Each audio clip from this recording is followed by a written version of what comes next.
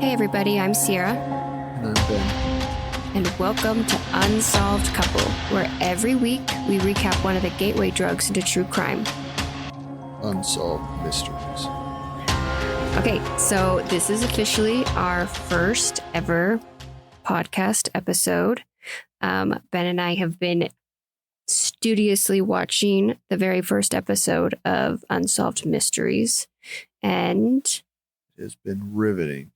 it's been riveting. One of my favorite shows that I've ever watched in my life. Yeah, so maybe that's a good idea how to start our very first episode off. Ben, how do you feel about true crime in general? I hate it. Do you listen to any true crime podcast? No, absolutely not. Did you grow up watching any true crime shows? I watched I'm Bubba Watos, and this is 2020. Okay. And Dateline. That's about it. Okay. But it was only because my parents had it on Sunday evenings, and that was back when there was one television, and children didn't have a say in what was on. Watched what the parents turned on. So Fair. I did watch 2020 Dateline, and I enjoyed that. That was fine. Yeah, those are also one of the gateway drugs into true crime. Okay, but then I never took the drug. I stopped taking the drug. You stopped taking the drug. Yes. I kicked the habit. I went to rehab and I'm all better now. So I think we should give a little context. Ben did not go to rehab. In fact, what he did was he got a job in law enforcement. Okay, but let's be very clear. I'm not a cop. He's not a cop. I don't investigate crimes. He does not, but he does work in law enforcement. And yet, whenever I try to talk to him about anything true crime related, he's not interested. Don't care.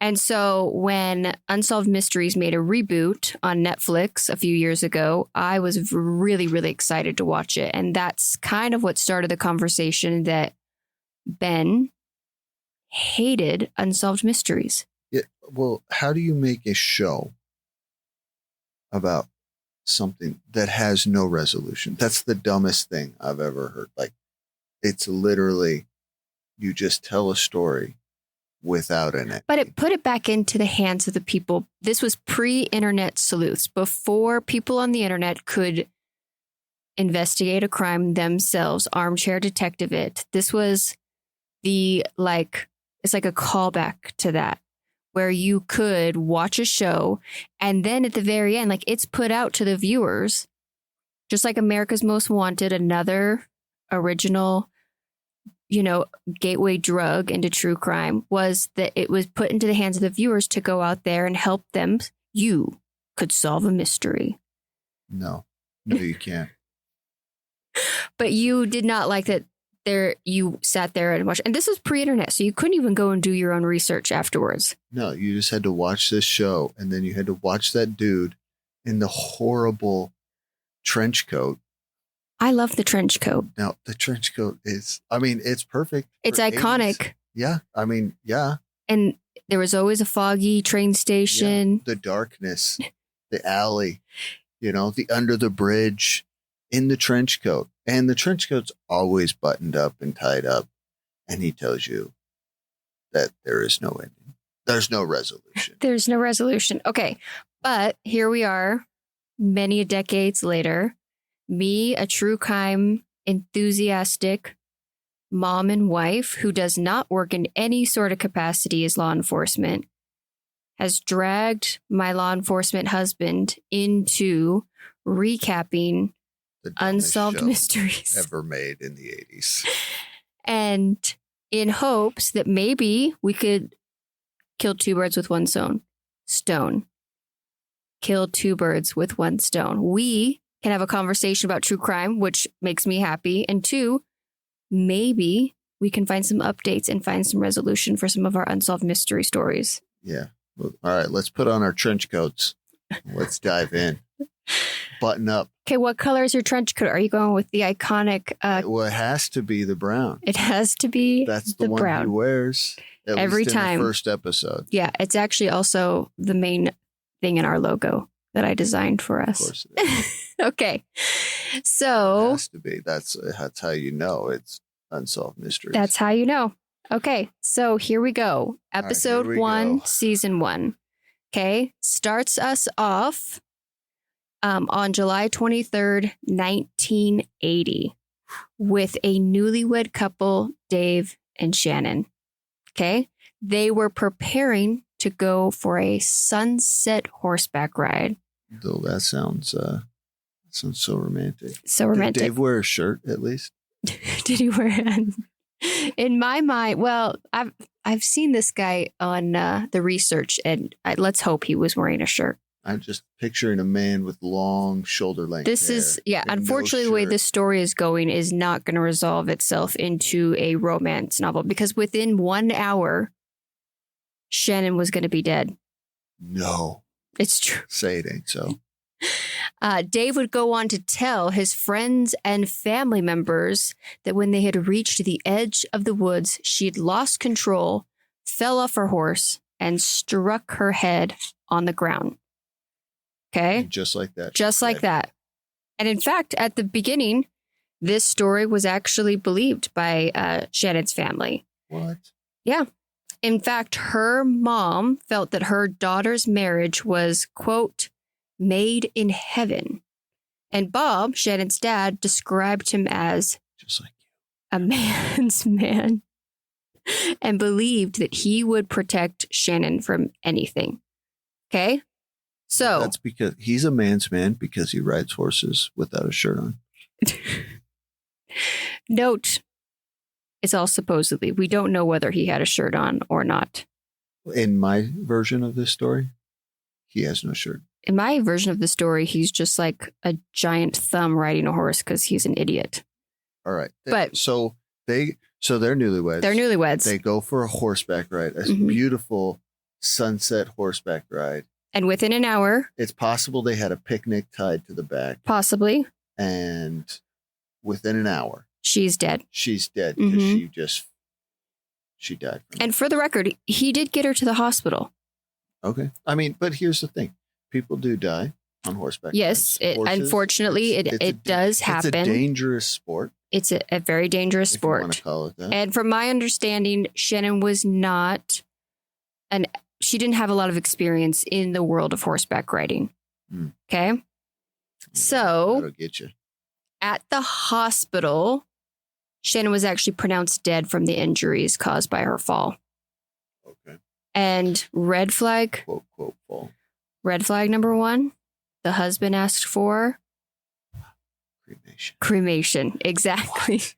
In fact, he insisted on it. He insisted that she was to be cremated. However, her parents, Bob and Lucille, did not actually believe that Shannon would have wanted to be cremated because it did conflict with religious beliefs that they all held. So, from my understanding, quite an argument ensued to the point where Bob actually was at one point going to get a court order to force them to be able to take the body and back to be buried where Shannon was born and raised at. However, David eventually did give in and agreed to let her be buried. So that night, Lucille actually had remembered a conversation and realized that she had already caught Dave in a lie. And so the suspicion starts to grow. And he had actually told her parents that he did not have any life insurance on Shannon. However, Lucille recalled a conversation that she had with her daughter that, in fact, right after their marriage, taken out a large life insurance policy on her. I think he took out multiple. Multiple. It was with like 6 different companies. Yeah, but she doesn't know this at this point. She's just recalling a conversation she'd had with her daughter that night. She's laying in bed, mourning the loss of her daughter and trying to put all the pieces together. And she's thinking about life insurance. That's what the mom's thinking. Yeah, the mom is thinking about it and realizing that her son-in-law at that point had told her he did not have them, and she is realizing that he actually did. And then actually, over the next couple of days, several more lies came to fruition. So 1, he had actually told everybody that he was an orphan. But turns out that his biological parents showed up at the funeral. Oh, Okay. He also claimed that he was wounded in Vietnam. Turns out he never served. What? It's true. He had also told Sharon that he was a millionaire and had attended medical school. I feel like since the 80s. Dude, you could get away with so much back. But here's the thing. Women and men to this day are still catfished on the regular online. And how many documentaries have we watched where women have fallen head over heels for a man who claimed several of these exact same things? So he'd also told Sharon that he had never been married, but in fact, he had been married and had been married for 10 years and had 2 daughters. During this time... I'm sorry, time out. Yeah. How did he hide that? I don't know. He was obviously a Class A father. Do you think that he had a mother-in-law suite and he just kept the girls there? I don't know. I'm guessing he was, but the caliber of this man, I'm going to guess he was an absentee father. What? It's true. So I don't Lucille believe it. also found out that he had been abusive towards his first wife, which is actually the final thing that she figured out that got the wheels turning, that she thought her daughter had not accidentally fallen off a horse, but had been murdered. Exactly. So here we are 2 days. Well, we can't say murder. This is you know what this sounds like? You know what this sounds like? This sounds like a mystery. It sounds like a mystery. Well, the mystery is going to get deeper here in just a second. Man, I hope we can solve this mystery. I hope we can too. So 2 days after the burial, 6 separate life insurance policies, 6 insurance companies had contacted the funeral home requesting copies of the death certificate. Yeah. Sierra, don't worry. I've only taken out 3. It's 3, not 6. Just let the record show. Making Dave the beneficiary of $330,000. Man, that's so much money. Oh, adjusted for inflation? I bet you did. Of course I did. All right, hold on. Don't tell me. Okay. 1980s. All right, are we going like pre-crazy inflation, like before 2021 inflation? According to the inflation calculator I used, it was 2024. All right, so we are at current day. We're at current day. I'm going to say 330. I actually have no idea. I would have no idea how to do this math. And I'm going to say 1.2 million. Shut up. Are you serious? I'm a dead serious. And I can promise you, I did not look this up 100%. I did not do any Did you look at my notes? I absolutely did not look at your notes. So if I got this right, this is freaking amazing. Adjusted for inflation, about $1.2 million. I'm so good. I'm so good. That is hilarious. Okay, well, it turns out that Dave's scamming, this wasn't his first endeavor into a possible scam. Alleged. I will say alleged. What? Yep. Yeah. He actually... But he was a man, according to his father-in-law, he was a man's man. He was a man's man in medical school, or had attended medical school, and was a millionaire. However, a few years before Sharon's death, he had actually allegedly burned the farm down across the street from his house. Just assuming guilt here.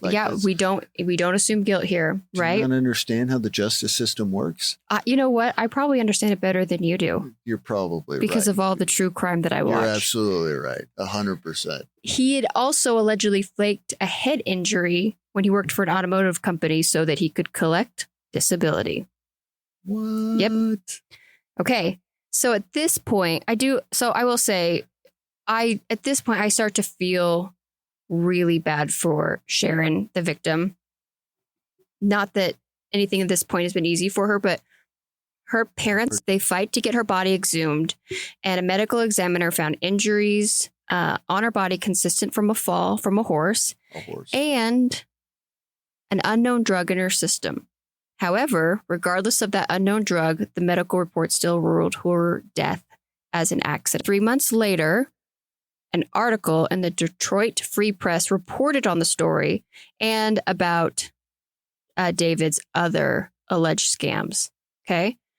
At this point, the case was reopened, all because of this news article.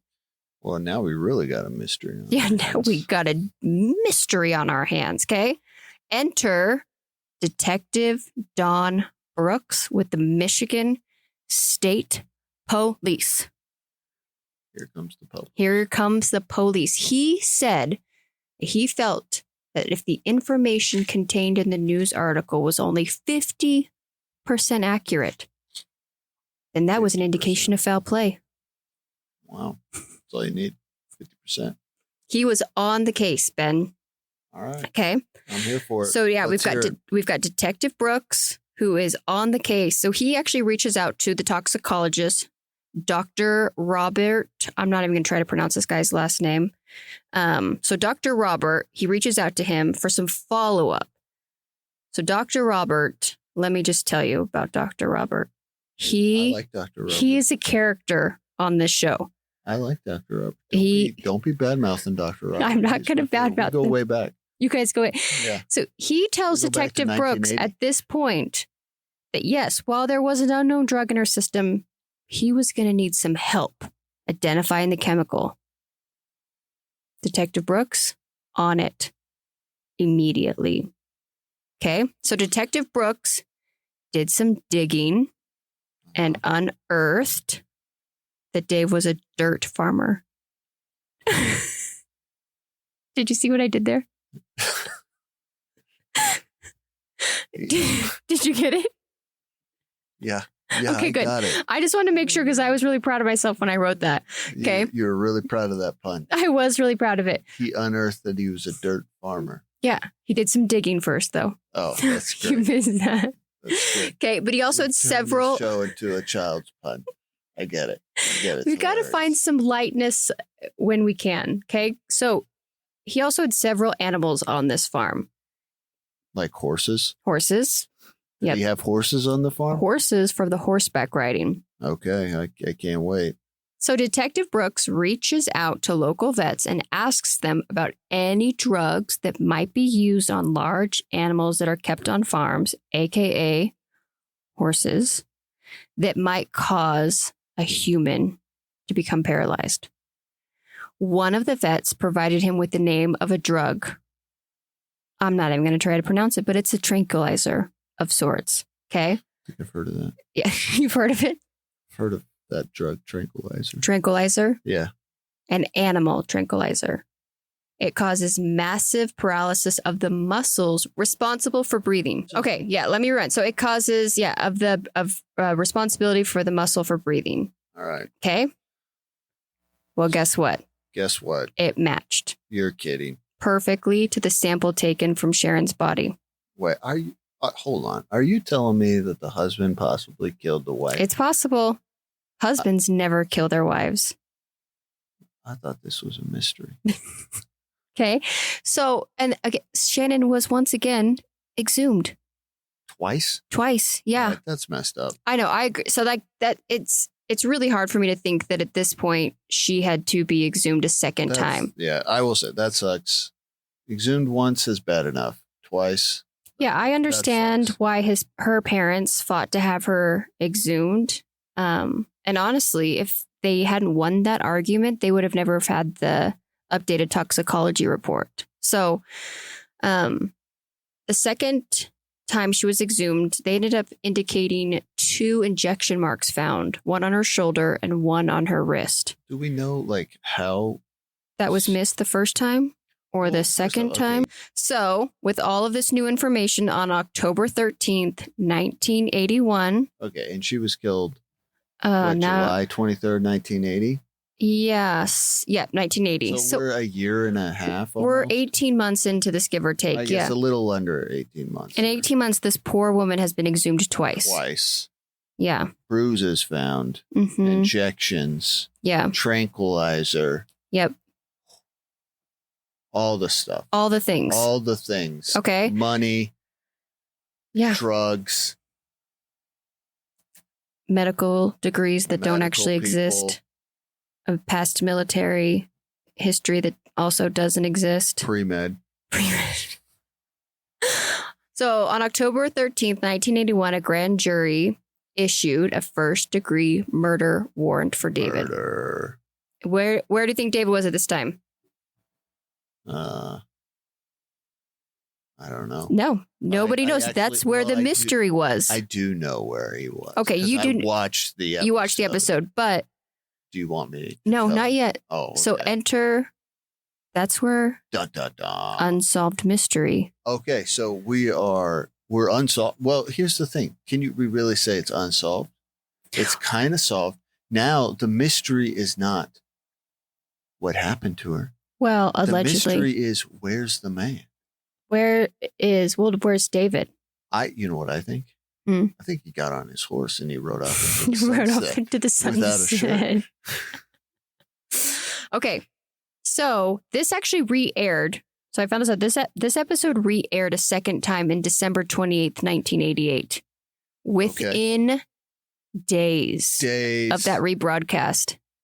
David Did someone tweet it? Nope, no tweets back then. David was captured. Of course he was. A viewer in the United States contacted the police and identified him as her former boyfriend. Wait, no. They weren't in the United States, though. No, hold on. Let me finish. Oh, okay. Okay.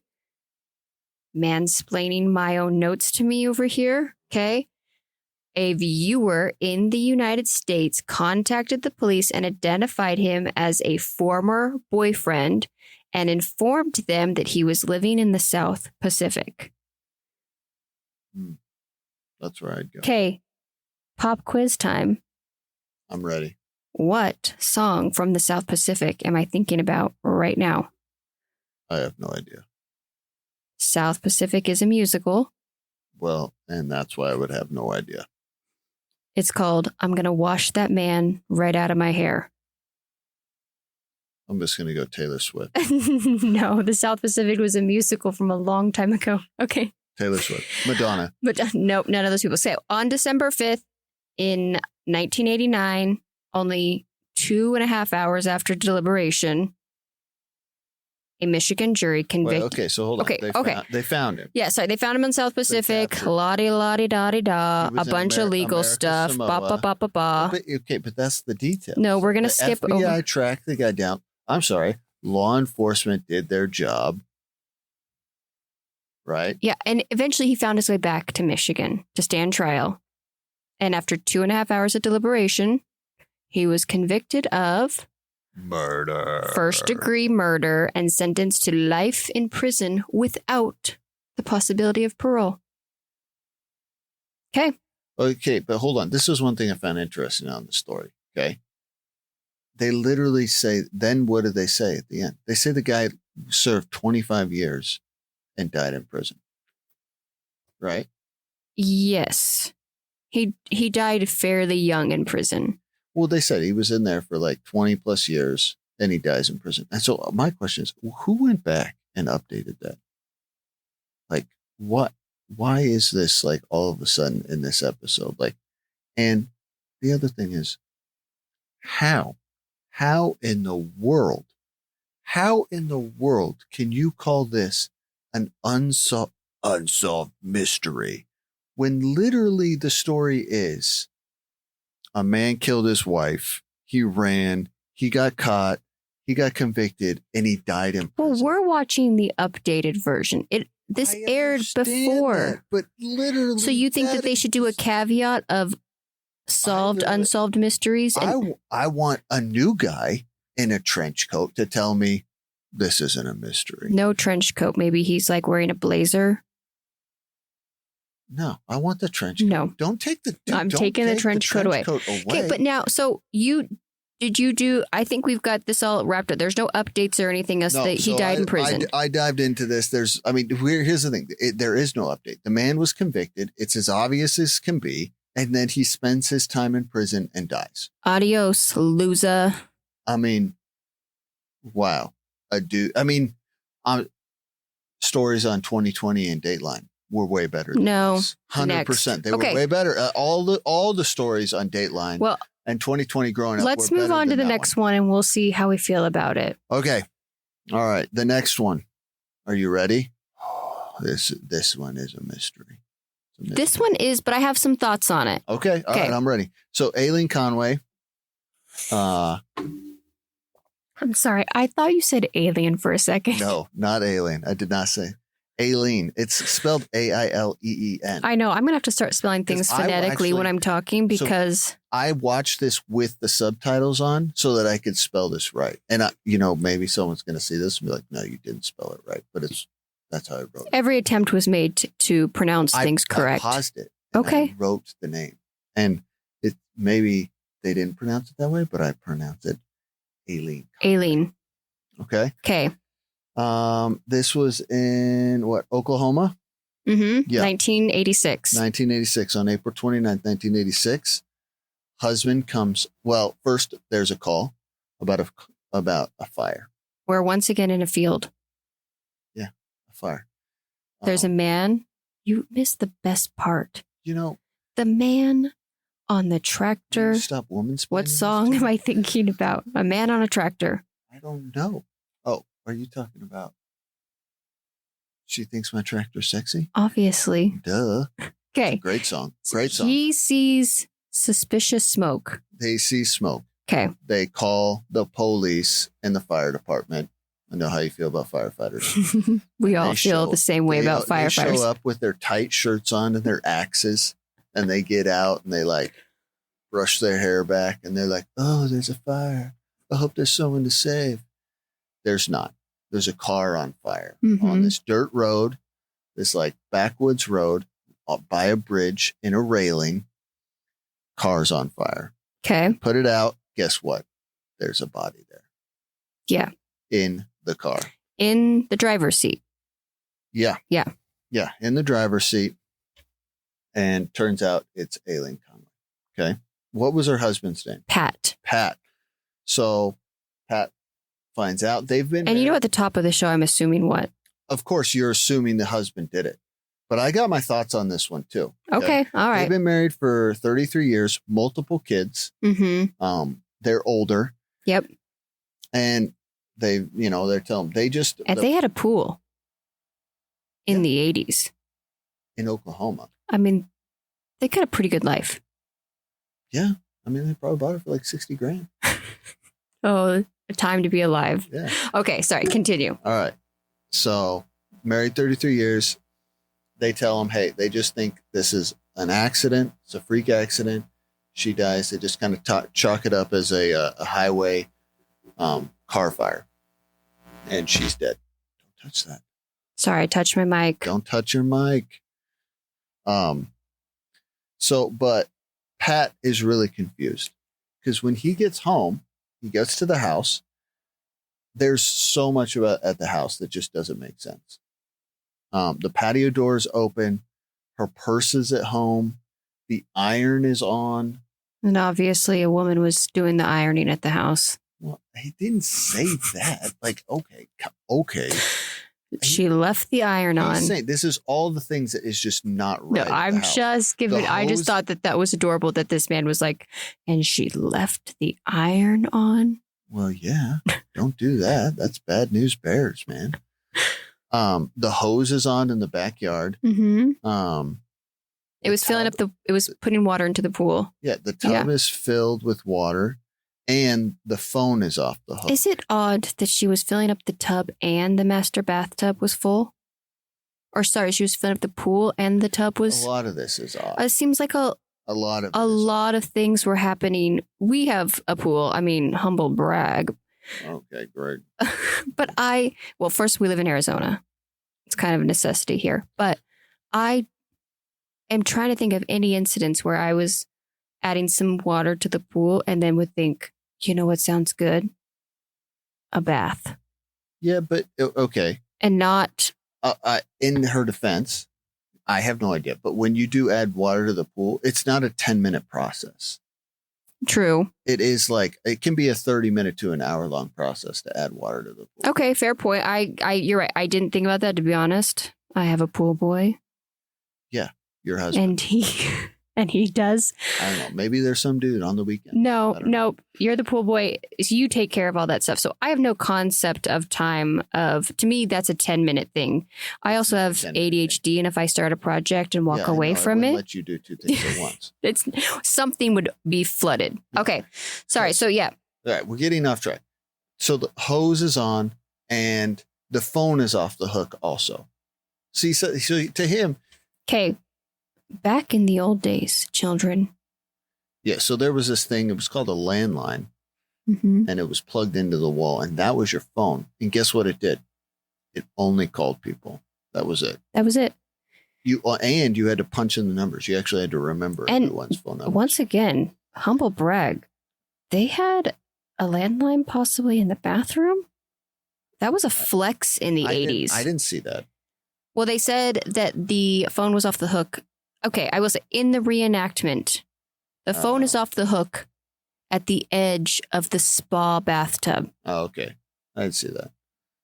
Yeah. I mean, that was an 80s flex to have. Busy writing notes. I had some rich people, rich friends growing up, and I remember going to their house one time and went in, and there was a phone in the bathroom. Big deal. You thought that was pretty cool. Pretty cool. Now I can have a phone in the bathroom with me anytime I want. Well, now we all have phone while we sit on the toilet. I mean, that's 100% everybody. I mean, anyone who says that they don't do that is, I remember one time I was watching live with Kelly and whoever her host was at this time, and she claimed she'd never had done that. Okay. Well, first off, if that's true, and I'm not going to call anyone a liar, but she's the only person in the world. Because who in this world says, I have to go to the bathroom, and what is the first thing you do? You make sure you have your phone on you. Grab your phone. Yeah. And you go to the bathroom. Especially. Right, hey, okay. I am so sorry. With tangent number 17. Okay. Here we go. Back up. So the husband, he thinks so much about this is off. It's really bothering him. It really bothers him. He doesn't make sense. And I will say this. In the show, they bring up that there has been, there's not been any history in their marriage. No history of no life insurance policies, or at least that it was even said. Or what I'm saying is like there was no history of violence, abuse. There wasn't friends calling them saying he had no criminal history. Neither did she. Yeah. Whatever. Okay. So clearly this is a small town in Oklahoma. He calls a friend who works at he's the DA. The district attorney's office, and he tells him, hey, all this stuff. And the district attorney's like, you know what? You're right, man. This doesn't make sense. So they literally, he takes him out there with him. Yeah. His name was Ray Anderson. So Ray and Pat go out to the place, and they start walking along, and they're trying to find clues. And they did say the one thing they thought was weird was the gas cap was missing on the car. Right. Okay, well, we're going to get to that. That hasn't come up yet. That only comes up after Ray and Pat find something suspicious. What do they find on the side of the road?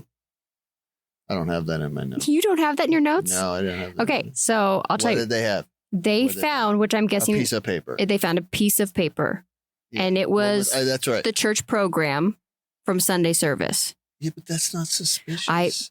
Ben? I do remember this now. It's not suspicious because Ben, I was there. I'm letting you know that. But Pat claims that his wife never once drove with the windows down. And I will say, you give me a country road, some 90s country music, I'm rolling my windows down. This is sounding like a country song already. Exactly. Okay, but according to Pat, air-conditioned only gal, never rolls down her window. So the fact that they found that church program on the side of the road, according to Pat and Ray, that was suspicious enough. Well, and the other thing I thought was suspicious is that Pat says, this is a road that they don't drive. Yeah, that's probably to me more suspicious than this piece of paper being there, is that they'd never really traveled this road. Her car was already there. So to find things that were in her car, that's not suspicious to me. Okay. You want to say she drives with the windows up or down? I don't know. Whatever. But to him to say, listen, this isn't a road we drive. And so, she shouldn't have been there for any reason. That's what I was like, okay.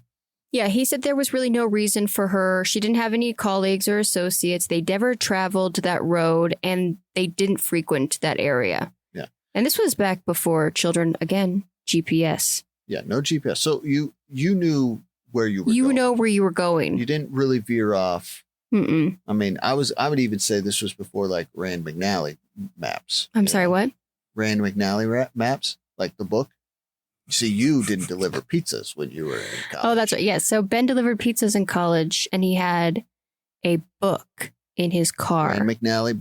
I didn't realize it had a name. Yeah, that was Okay. There was the book, and you looked that up, and that's how you found all streets and that. Like that's how I got around. That's how I delivered pizzas, and I was pretty darn good at it. But I also did it in my hometown that I grew up for Exactly. years. So, but this piece of paper alone is what Ray decides to use to levy the state to change the cause of death from accidental to unexplained. Yeah, and I will say, yeah, absolutely. So okay, so and then I would say this is where enter the people that are this. This is the dumbest. Oh, okay. This was okay. I feel like, but I do understand. I feel like in the world of science and fire, kind of how we understand it is evolved a ton. But we are in the 80s. Yeah. So they take a piece of material from like the inside part of the car and they light it on fire. And guess what happens? It catches on fire, but when they stop the fire on it, like they're like lighting it on fire with a blowtorch. Yeah. And when they turn the blowtorch off, the material inside a car is fire retardant, gasoline, right? and guess what happens? It lays lit. Yeah. So they're saying now they are shocked to find gasoline. To find out that if you add gasoline to something, it'll stay on. Or fire. that they find gasoline. No, but I do think at a car. This wasn't just an accident. The car was smashed. We don't know. No mechanic here. But the whole front of that car was completely smashed into a bridge. The police said, like, when they showed up, that thing was burning so hot. It was, like, melted into the guardrail. Mm-hmm. Yeah, so my kind of first thought, without being a scientist, is that there are gas tanks in the car. Yeah, but have you ever seen a car fire? I've seen a few, but I've never seen, I think, anything to that insane, but I've also never seen a car that's been smashed up to the front where maybe the gas could have exploded or had been dispersed throughout the vehicle in some way. I don't know if that's a possibility or not. It wouldn't like this. Okay. Well, first off, let me not talk like I'm an expert. I'm not, but I have been at a few car fires. Okay. And they do kind of explode. It's kind of cool. It's kind of funny. Not funny. I guess I should say this because I've been there where no one has been hurt. So, okay. All right. So I would never. So it was cool in the fact, like in TV shows and movies. So what happens is the fire, then it like catches that gas and it all kind of explodes and it like burns right there. And it disperses right at that point. It doesn't like spread to the front of the car. Could there have been a point where the car was smashed at the beginning where I'm just picturing like several scary movies and stuff I've seen where like there is a fluid leaking before the car catches on fire? It's very possible. Okay. I don't know. The whole point was this reenactment of these guys and blowtorches and pieces of the thing just being shocked that gasoline needed to be added to cause the fire to get to the point that it did. Yeah. Seemed a little. But I will say, here's there was no other evidence of arson. At the end of the day, this is all they had. Like, this is pretty much the end of this story because after that, it's undetermined. Everything seems fishy. Mm-hmm. No one is arrested. And this truly is a mystery. Yeah. And I will actually say, this is one where I was like, this is a mystery. In my own heart or my own thoughts, I don't think the husband did it. No, I don't actually think he did either. He actually seemed. He was the one that was actually campaigning. Well, he was the one pointing out all the things that didn't make sense. Nothing looked right. And then he was the one trying to, and not to say, but what I'm saying is he was campaigning for this to be solved. It just doesn't make sense. There's a lot of this one that actually doesn't make sense. So I dug into this. I looked in to see if there was any updates. Okay. There is no updates. Yeah. Everything that you see on this episode is still the same. It's still the same, that there had maybe been some burglaries in the area. Yes. So I did. That was that. The only thing they had to go on is that there had been some burglaries in the area as of late. Mm-hmm. But there's no update on like, did they catch those burglars? what happened with those burglaries. Like, Well- there's not a lot of details. There's not a lot of things of what happened. And how often does a burglary, I don't think that's how you pronounce it, Does it matter? No. Everyone knows what we just said. turns into a murder? It seems to me like I'm sure that does happen, but I think we hear about like, I'm just saying, I think what they're trying to say is like, there's a lot that doesn't make sense. They're trying to like find something that would maybe help kind of clue this, but so they don't know. I've read just in one spot. Now, I mean, these are all like random articles, so nothing super accredited, that there was some speculation at one point that maybe she had some sort of medical condition or issue that caused some sort of brain aneurysm of some sort that caused her to very quickly flee her home, and then was in a state of confusion and had gotten turned around. Maybe she was But trying to that's get to all medical help. theory. I There's don't know. nothing that, like, You know, points that to maybe that, she like, had tried to call 911 and was in a state of confusion. But there has actually never been any evidence to support the theory. that's just somebody coming up with an idea. Like, Yeah. I could do that too. Like, I could just, I could come up with something. Yeah. like So that. my There's a crazy dude, my but thoughts on this are: I think it's sad. I think it's tragic.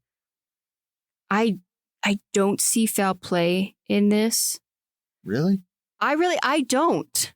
I don't see foul play. no foul play. No, I don't. Do I think that something could have happened that made Arlene quickly have to leave the house? I was like, I don't know what happened, but I'm telling you right now, none of it makes sense. And yeah, So you think if nothing makes sense, then I'm saying all the things, hose, bath, phone off the hook, all the things that the husband says, like, you've been married 33 years. yeah. Okay. And you've probably been living in this house for a long time. But this woman apparently was ironing, filling up the pool, and taking a bath all at the same time. That seems weird to me. That doesn't seem like someone who maybe is in the right state of mind. I don't know. I don't know. But I guess this is what we like to call an unsolved mystery. an unsolved mystery. Okay. So then next, He's I think fine. he'll be okay. If you guys hear any weird sounds, the kitty cat is in here with us. Okay. So this next one, I'm going to just kind of quickly go over. I'm sure there are some enthusiasts out there that are really into this story, but it involves hiking and the Grand Canyon and blah, blah, blah, blah, blah. So what it says is it involves all your favorite It involves, yeah. Okay. outdoors, camping. And a really uncomfortable age difference in marriage and all kinds of things. So It's not Glenn that bad. and Bessie Hyde. I do love the name Bessie. I feel like nowadays tragic to have that name. Okay. I think we should bring it back. Let's Bring it back. Bessie? That Bessie. sounds like the name of a cow. 100%. Someone's cow is named Bessie. Someone's cow out there is named Bessie. Okay. 100%. So they were newlyweds in 1928. Ooh. Do you say that like people in 1928 shouldn't have been married? No, I mean, there's a lot of things I find problematic about this relationship, but we'll go on. Okay. So they set out, and I wouldn't even say they. Glenn set out to navigate the Colorado River. Okay. Who doesn't want to do that? Pass. 1928. Me. Thank you. I'm good. I mean, I don't even think back then, like, there was not if you got hurt there, bad news bears. I think if you get hurt there now, it's still. I get that, but there's we have helicopters now and things, I think, but it just, I feel like anything in 1928, if something went wrong, things just weren't You're good. dead. You're dead. It's over. Yeah, you get Roll a paper over. cut, just give up. You forget about it. I know. Okay. And then we hear about this other guy who, so his last name is Kolb. He was a photographer. It's Emery? Emery Kolb. Emery Kolb. I wonder if that's Dude, like, that sounds like a character out of a book. I know. I really does. actually love the name Emery.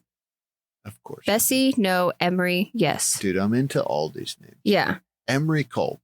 Okay, so I wonder. So we live in Arizona, so I wonder if there's a lot of streets named Kolb.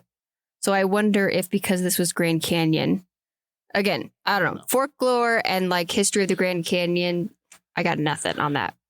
Okay, so he was actually the last person to see them alive. Okay, According to him. 50 years later, Kolb dies at the age of 95. A few weeks later, authorities, I don't know what made authorities go to his... Maybe you got to back up. No, hold on. Tell the story. I'm going to tell the story, but this story starts in Unsolved Mysteries at the top. Oh, okay. Okay? That we see this couple, 1928. They head off. Blissful marriage of Glenn dragging his newlywed wife. But you did you tell their age difference? No, I'm not. I didn't. It was a significant age gap. It's 27 to 18. It's not that 27 to 18? I will say her being 18, that's where you're like. That makes it a little uncomfortable. It does. Life experiences at that point. I will say, then you add in what Glenn decides he's going to do with their whole life. He makes every decision. Anyways, that's a whole nother soapbox. Their honeymoon, he wants to go on. But okay, and I'll get to it, why he wants to do that. Okay. It wasn't just for funsies. I think it was for fun. No, it wasn't. Okay. I'm here for the fun. So then we see this man, Kolb, he's passed away.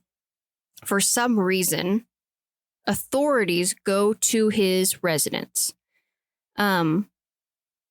And inside, was his residence in Grand Canyon? It's around that. It seems like because they stopped at his place according to him. Yeah. So he lives off of the Colorado River. Yeah, he lives somewhere off the Colorado River. He was a famous photographer. He dies. R.I.P. 95. Seems like he lived a good life. People are in his home. Authorities, for some reason, are in his house. I'm going to guess someone went in there. Yeah, that's probably true. Okay. Someone goes in there and finds hidden inside a canoe in his home a single human skeleton. Yeah, because that makes sense. I mean, I do love an oddity collection. Maybe. No. Okay. Somehow. You true crime people. You true crime We people. are weirdos. This is what's wrong with you guys.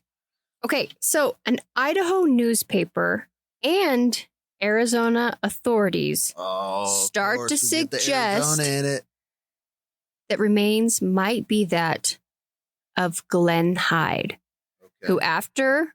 Glenn or Bessie, right? No, because they knew it was a male. Oh, okay. All right. So they had a smaller skull, so they knew it was a male's. I'm just... Okay, so they think that this might be Glenn's because when the Hyde couple set out on this honeymoon, they did not make it to their final destination. What? It's true. It's a mystery. Are you telling another mystery? This is an unsolved mystery. An unsolved one. Okay, that just kind of seemed to open back up after this random skull is found in someone's house. Makes me wonder. I mean, I don't know. I feel like if someone came and looked through my house, what would they suspect about me? Hopefully not a human skull. There's I don't have a human skull. For the record, there is no human, but there are skulls in our house. Not human, but they're not human skulls. Okay, all right. Time out. Now you're freaking people out. Okay, we have a javelina skull in the house that I found in the desert, but it's not like what you see in like Gaston, where they're putting up like antlers and stuff. No, but okay. It's literally used as a decoration, not as like a trophy award thing. This skull was found in a canoe in his garage. That's weird. I agree. It wasn't even on display. Yeah. Well, okay. It was on display. What is wrong with you people? Okay. So on April 12th, 1928, Glenn and Bessie were married in Twin Falls, Idaho, which is nowhere near the Colorado River. No, it's not. But it's also, remember when we drove to Idaho Falls and we thought Twin Falls was like super close to it. So we got to Twin Falls and we were like, Yeah, and you still had like 4 or 5 hours left. and the weather was terrible. Yeah, it was awful. It was awful. It was January and I hated it. And it took us a long time to realize that we were nowhere near our final destination. Okay. So, yeah, Glenn and Bessie were married. Age gap, we covered that. That fall, so they're married in the spring. That fall, Glenn and Bessie built a boat for a honeymoon adventure. That's the part. Yeah, I mean, I will say, I actually find the most interesting. This idiot builds his own boat. Well, actually, you know what? I shouldn't even say that. It was 1928. What was he going to do? Go down to freaking, I don't know. What's that hunting store that everybody loves? Bass Pro Shop? Bass Pro Shop and get a canoe? I just think, I will say, I shouldn't say idiot, but what I should say, I mean, this guy's like, you know what? This is what I'm going to do. There was no Home Depot at the time. Oh, he builds his own You boat. have to build things yourself. I mean, I want to know, how long did it take him to build this boat? I have no idea. How big was it? Actually, I did look that up, but I didn't write it down. Of course. They had the measurements on one of the articles that I read. Mm-hmm. All right. Yeah. So is it in a museum? I also don't know if it's currently in a museum. I think it should be. What if we could get our hands on it and we could have it at our house and put it on? We should do an investigation. Okay. Anyways. Maybe we can solve this mystery. Well, here's the thing. So they decide for their honeymoon adventure, they're going to take a trip from Utah. That sounds like a great idea. To California. On the Colorado River. Yep. Through the Colorado River, through the dangerous Grand Canyon. Okay. Sounds like a great idea. Glenn seemed to think that this trip would somehow make him like notorious. He had alternative motives. Well, who doesn't? Well, dude, go on your honeymoon. And I mean, it was 1928. There wasn't a lot of hookup culture previous to marriage. So enjoy your honeymoon. Where are you going to take her? Like, they probably don't own a car. Jackson Hole's not far from where they are. It's not like, what, you think he's going to go to a bed and breakfast? Hey, let's go. Let's go. I don't know. But Glenn had this idea in his head that he was going to become all notorious, and not just because he was going to do this boat DIY river float. He was going to do it at record fast pace. Okay. He wanted to do this on a homemade boat with a woman. An 18-year-old. Mm-hmm. So his wife, but she had, first, for the record, she didn't have any experience. That's shocking. I know. No experience on rivers, but she would also be the first documented woman to travel the Grand Canyon via the Colorado River. And that's pretty cool. But consent is key. She was not into this. Consent is key when he wants to do something, quote unquote, really cool. Okay? No, but she was not into this. This was not her jam. Okay, but according to who? According to the letters that she was writing her family members, it was like, get me the F out of here. Like, dude, this is awesome. No, none of her letters said that. They said the exact opposite. Okay? I need verification. Oh, and here's the last kicker for you. I can't wait. He also wanted to do this without life jackets. I want to know, like, what? Why? Like, I will say, what I don't know. I don't know what he get out of, like, hey, just in case we might die, I want to make sure that we make it as dangerous as possible that we might die. No one ever is given the award like, hey, you made it down the river. Congratulations. Yeah, but you know what? Ooh, I see a life jacket in there. Oh, that's not going to work for you. You're less. Yeah. Sorry. Okay. No one's ever like, did you do it with life? Like, that's not a box you check off. Like, no one asked him to check that box off. I think this is just where the arrogance of Glenn comes into play. This was all about Glenn. So October 20th, 1928, only 6 months into newlywed bliss, Glenn and Betsy arrived in Green River, Utah, and set off in their DIY boat. Okay. By early November, they'd reached the Grand Canyon. And then on November 15th, they had not gone through the most dangerous areas of the Grand Canyon yet, but they had stopped to hike up the Bright Angel Trail to gather supplies and visit Kolb, the famous photographer. Kolb. Okay. Kolb. No, and Emery Kolb. Yeah. Emery Kolb, yeah. Yeah. So this is where enter Emery Kolb. So now we're seeing where the two stories are colliding. Yeah. Okay. No, so and this is they where stopped and saw the Kolb dude. The Kolb dude who had gained quite a bit of notoriety that Glenn was seeking by taking pictures of his adventures. And he had actually... Well, probably because he was the only man within like 200 miles of that. Well, and he'd been one of the first men to also do this river run. And you lived off the Colorado River. Yeah, and also talk about prime real estate. Yeah. I mean, what a place to have a house. Okay, so he actually photographed the couple. Of course. So we have a picture of them. And it seems like at some point, Kolb got the impression that maybe Betsy was not really feeling this honeymoon adventure thing he had going on. Yeah. And talked to Glenn. Okay. This is all according and to I Emery. mean, and this is all according to Unsolved Mysteries. And Emery.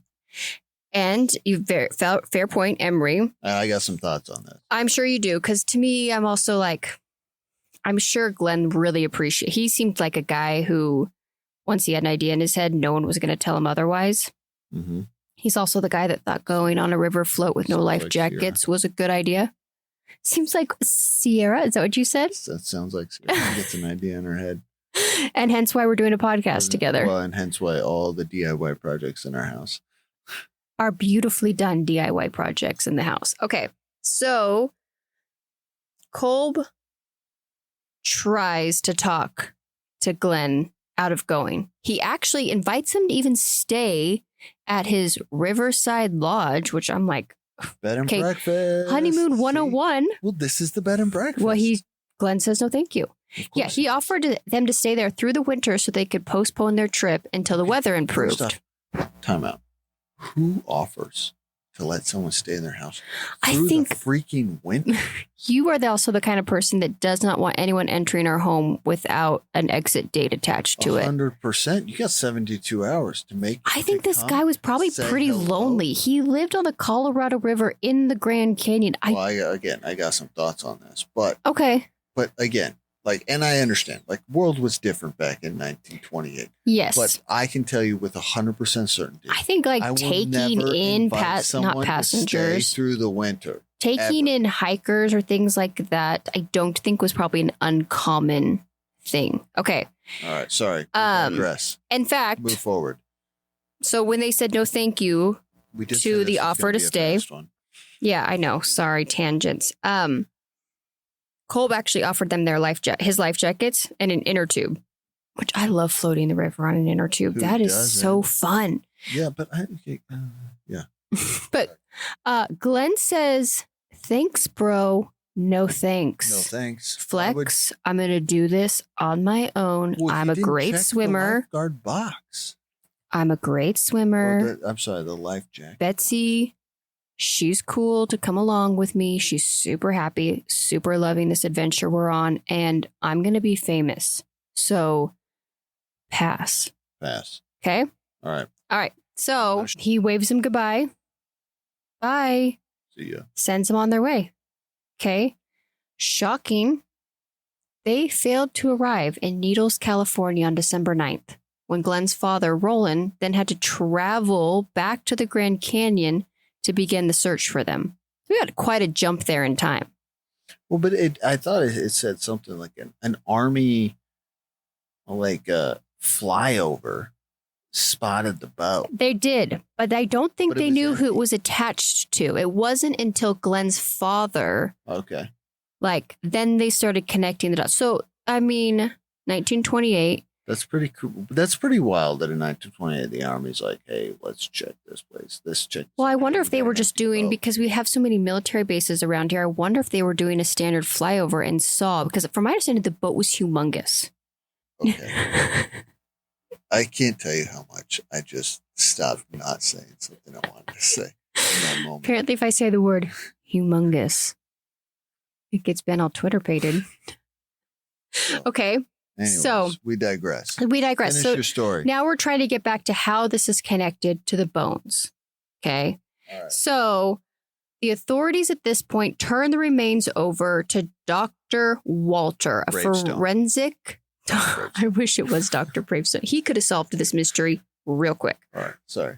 Dr. Walter, who is a forensic anthropologist. I just love the name anthropologist. Now, you like it because it sounds like anthropology. I know, but I which is think your that would be favorite such a store. fun job. It is my favorite store. Okay. But he works at the Arizona State Museum. And he is an expert in identifying human remains. You know Go what? him. He I gets a just- gold star. How So- is everyone an expert of something? I don't know. He superimposed a photograph. I know this part on this. This is the dumbest part of the story. I thought it was. This man is an expert. And I think this is an idea that our children would come up with. Hey, if we put this human skull up and then we just kind of squint one eye and look at the picture and see if it kind of looks like it matches up, then we'll know Okay, indefinitely. But in reality, you know what it looked like on the video? What? An overhead projector. It literally looks like an overhead. Gather round, children. An overhead projector when we It were in looked like- school was Did it something your not? teacher would use and wheel into the classroom. Someone was usually assigned to go pick it up from the office, which No, here's the thing. So we were rich. There was an overhead projector in every okay, classroom. that's not how my school was. Yeah, dude, we were balling. Yeah, we had to go get it and you bring it down and they turn a light on and you turn the lights off in the classroom and they put this clear film and this overhead projector would come up and your teacher could superimpose. Just Google it. Yeah, Google it if you got some time. It was a great time to be in school. But did it not look like It what he was did. doing? And just It was an did overhead look like he projector? just brought in a projector and he put the skull up and he tried to eyeball it and he couldn't get the two pieces to line up and match. It looked stupid. It did.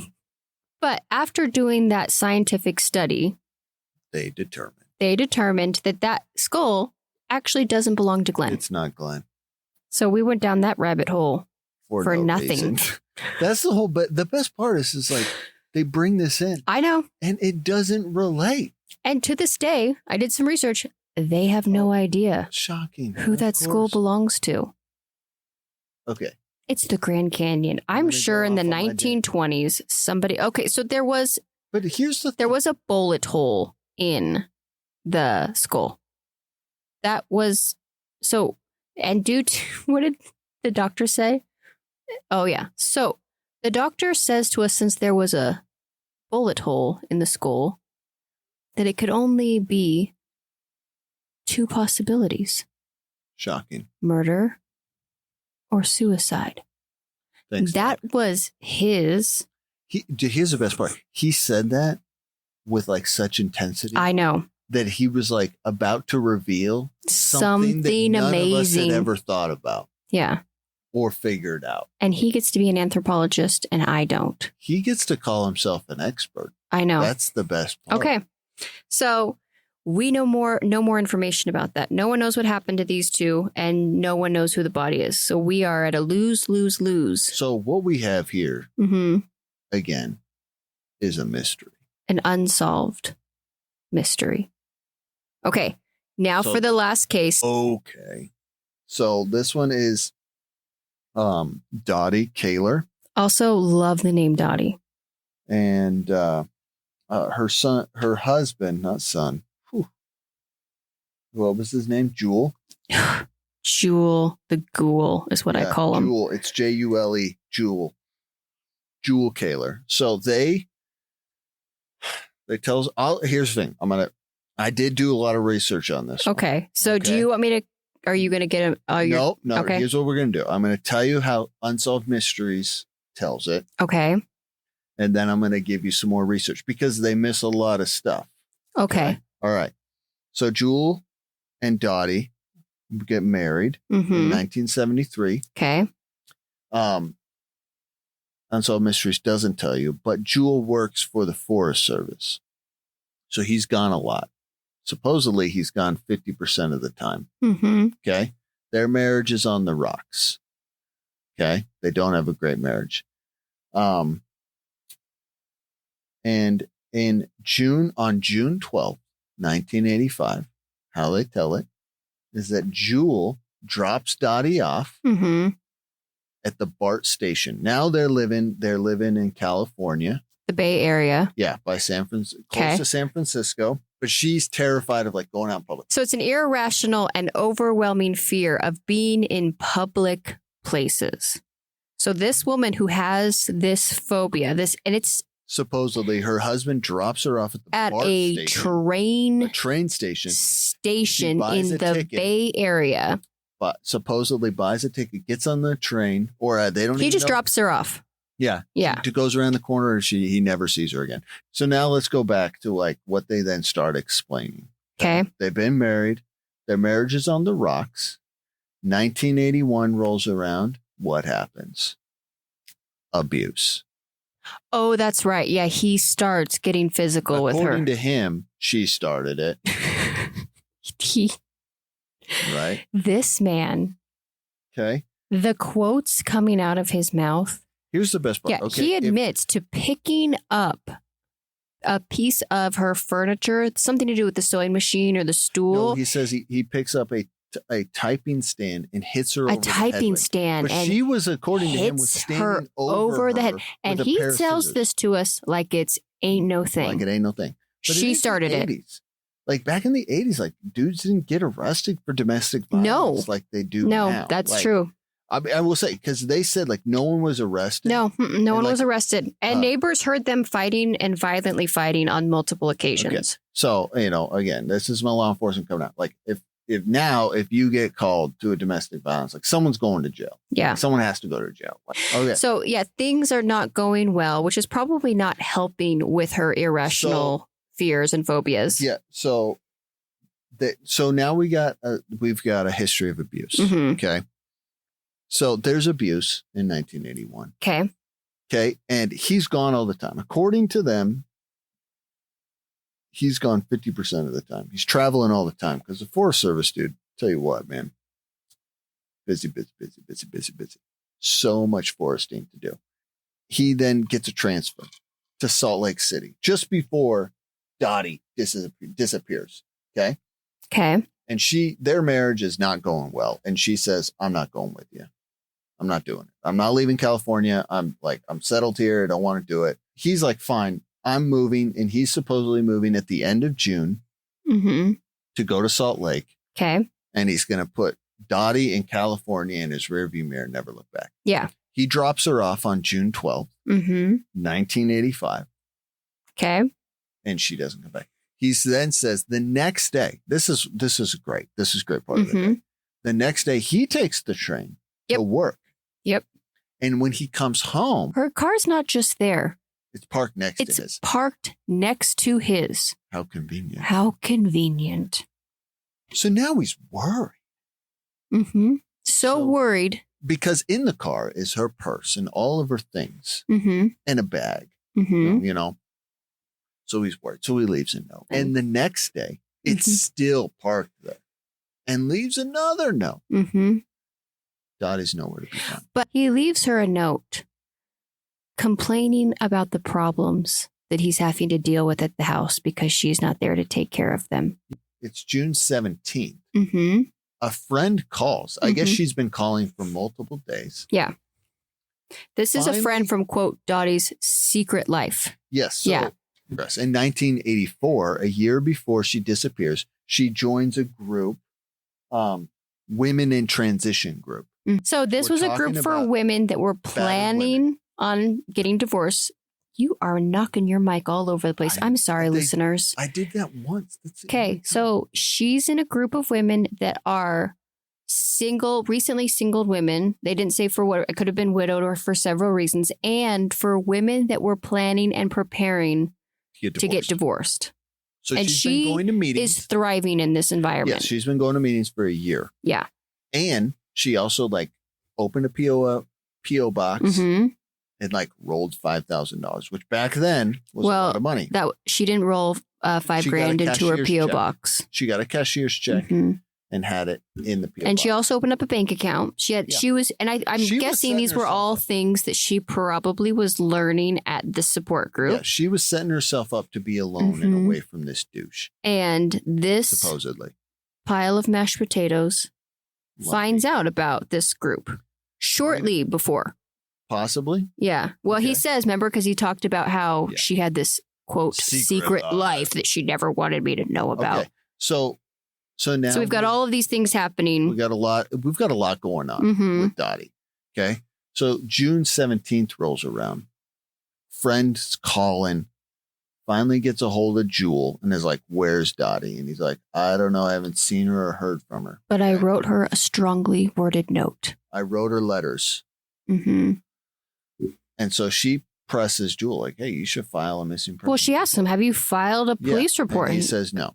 No. So then he doesn't even go to the police. He goes to the BART police, the transit police, and files a missing persons report. I'm like, dude, who files a missing person report with transit police? I don't know, because the transit police, I don't know if they do it immediately, but I don't. It says the next day, yeah, BART files it with. They reach out to the police. Yeah. With the actual police in the area. Yeah. So he never even files the report. Well, nothing comes. Police, like, they don't, unsolved mysteries, never talk to any of the police. Police never find anything. And she's missing. She's missing forever, according to Unsolved Mysteries. Okay. Yeah, there is a police officer interviewed during Unsolved Mysteries, and he basically says that if anything, any evidence is presented that this is no longer a missing persons case, then we will investigate it. Yeah. Yeah. He was super helpful. There's a lot. This one is I would say interesting. Okay.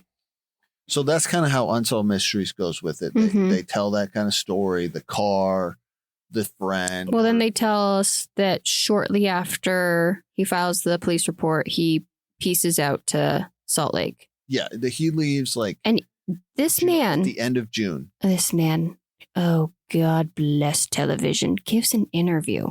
That's the best part. I know. And my goodness, his interview. He's awesome. It is a sight to behold. So he's being interviewed in Salt Lake City at the end of this Unsolved Mysteries episode. And I wrote down some of his quotes. So he goes on to tell us. Just tell us the last two. They're the best. Well, he says that living with Dottie was hell on earth. Yeah, it was hell living with her. And he thinks that she went missing intentionally to make him irritated. To make his life miserable. To make his life miserable. She disappeared just to make his life miserable. To irk him. Yeah. And that also was hell. Yeah. And that now everything is wrapped up and resolved and there's a clean little bow on it. She's just off in the wind. With another man. His life has never been better. Did write his quote down. Okay. Problem is behind me. Yeah. That's what he said. He said, I'm just glad that this problem is behind me. I'm like, dude, that's. And he also said a little nugget, which I thought was good. He said that she either had help, either with a man or a friend running away, or that at the very beginning of this day, she got into the wrong car, or she got into a car with the wrong person. Yeah. He Freudian slips himself into what I think is happening. Okay. So here's so my research. What's our research and our updates on this? Okay, so I did a bunch of research on this one because there actually is quite a bit out there. Oh, I'm sure there is. This man could not keep his mouth shut. The police did reopen the investigation in the early 2000s. They probably watched this episode of Unsolved Mysteries and thought, yeah, we need to look into this guy. So they did. And here's the thing. This is the other thing.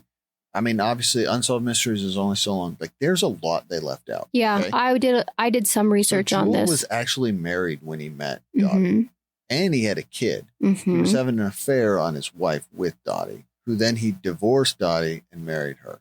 No, divorced his wife and married Dottie. That's what I meant. But who did Dottie date? Or no, who did Mashed Potatoes date while married, but before he dated Dottie? Did you see that? No. He dated her roommate. Oh, yeah. Yeah, I did see Red that. flag, ladies. So many red flags. So many red flags. Yeah. Okay? And at the time when he went to Salt Lake, he was engaged to another woman from Colorado. Yep, shocking. I swear all of these men that live like this, it is literally the same playbook. Like you see so many of these stories of men that can never stay faithful and they just get engaged to everybody. So the police actually served a search warrant in December of 2005 on his old house in California. Okay. They didn't turn up anything. Okay. Shocking. Yeah. I mean, 20 years later, you're not going to find anything.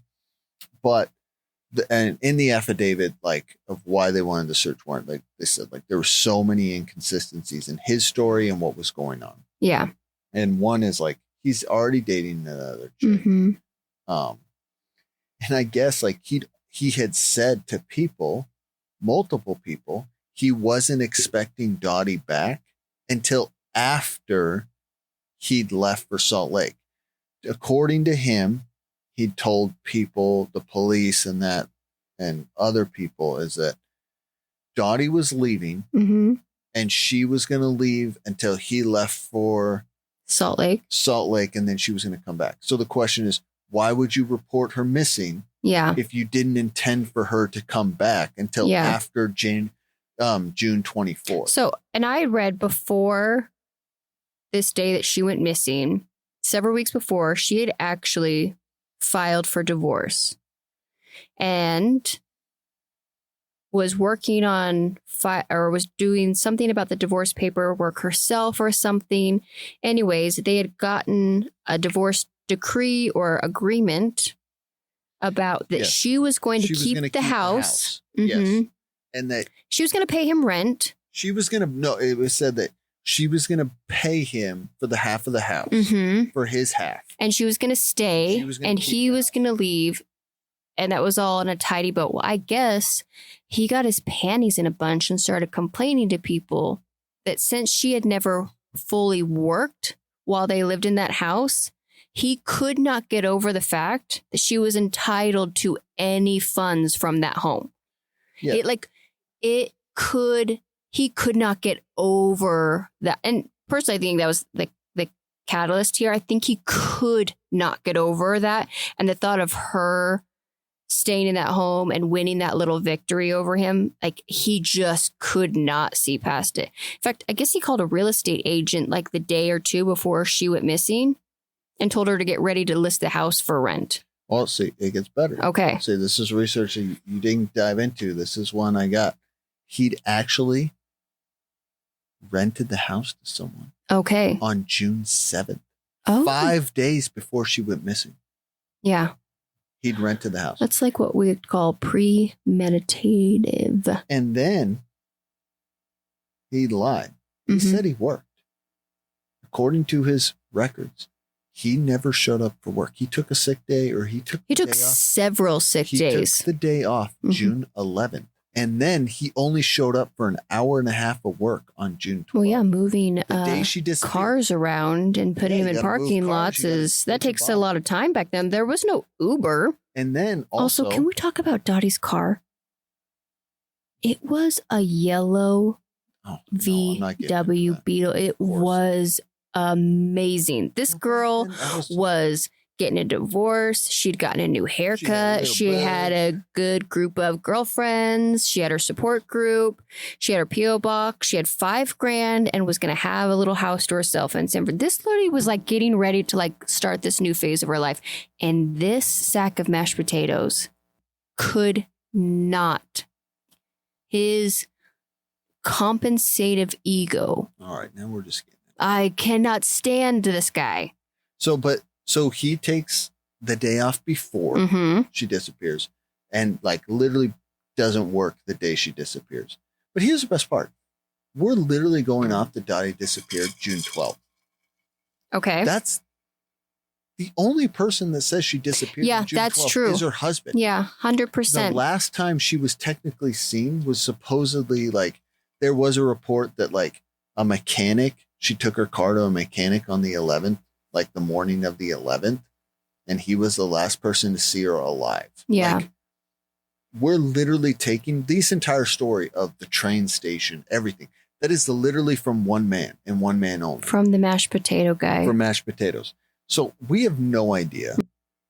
Here's the thing. I don't take a ton of, I'm not taking a ton of stock in this because this was years later after the police were like trying to serve a search warrant in 2000s. Like supposedly a neighbor said that during that time after she disappeared or whatever, that he was out there doing projects in the backyard and he poured a concrete slab in the backyard. Concrete slab. But, take that for what it is. Like 20 years later, someone's telling a story, whatever.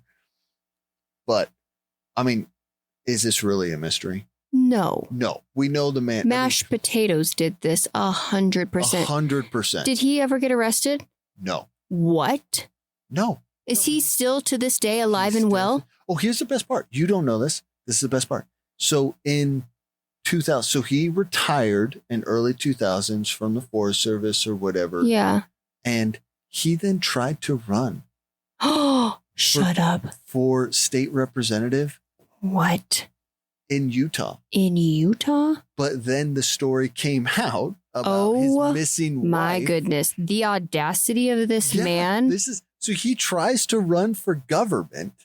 And here's the thing. I got to look. I think it was just like state representative, like not even like Washington, D.C., like local. But he tries to run. And I bet his opponent was like, let me do a quick little Goog search here. And he comes up with the Unsolved Mysteries episode. He was like, okay, game over. Can you imagine the campaign ad? All you got to do is just play his absolutely interview on Unsolved Mysteries. Yeah. And that's your campaign game ad. over. Yeah. I bet that candidate was like on cloud nine when he found that. So anyways, that comes out. He withdraws from the race. Obviously. Shocking.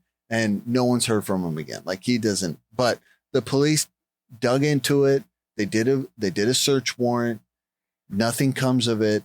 He's still on the loose. Obviously. Hate this man. I hope he stubs his toe every day. You know what? I heard this line. This is great. I hope he cuts his fingernails too short because we all hate that feeling. Everyone hates that feeling. Yeah. But here's the thing. Obviously, like this is not a mystery. This guy is a piece of garbage. He's not in jail. He didn't, this lady, justice is not served for her. We all know that she's not alive. Dottie seemed like she was on the cusp of really gaining a lot of her life back that this sack of garbage had taken from her. Yeah. I mean, he killed her and it was allegedly. Rumored. Yeah, allegedly. But, it was rumored that like he'd had multiple affairs on her while he was traveling and all that. He was a horrible husband, a horrible person to her. She disappeared. He gets everything. Well, you know what? And shame on that. I feel like the police clearly did really, really dropped that ball on that. Yeah. I mean, big that's time. Clear. But, and for the fact that it even took 20 years to reopen investigation to me is terrible. We're done. We've recapped episode 1 of season 1 of Unsolved Mysteries. How was it? That was fun. Okay. I mean, it was fun. Does it put a better taste in your mouth? No, it does not. Like it is painful to watch this show and talk about it's so fun to watch these shows. No, it's terrible. Well, I think you did a great job mustering through it. Okay, well, hopefully, fingers crossed, we'll be back again. I think our plan right now is to have these episodes out once a week. Yeah, I can only watch so much of this in a week. Well, I even thought about, and we can cut this if we need to, I even thought about to start with, are we, doing it every other week or something like that, just to kind of see. But the plan is for now is to recap with at least 2 to 4 episodes a month of Unsolved Mysteries, giving updates, and then kind of our personal thoughts and opinions on it from a true crime enthusiast and not a true crime enthusiast. Okay, so I hope you guys all have an amazing day or week. And the unsolved couple is out. Bye. Bye.